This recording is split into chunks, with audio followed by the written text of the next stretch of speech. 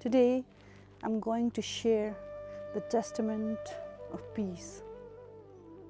Some views don't just please the eyes, they heal the mind.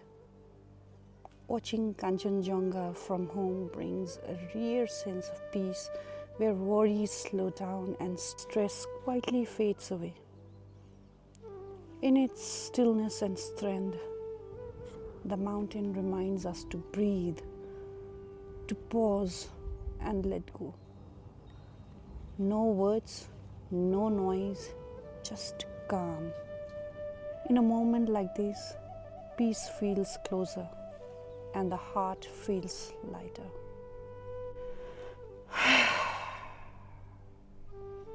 Good day, everybody.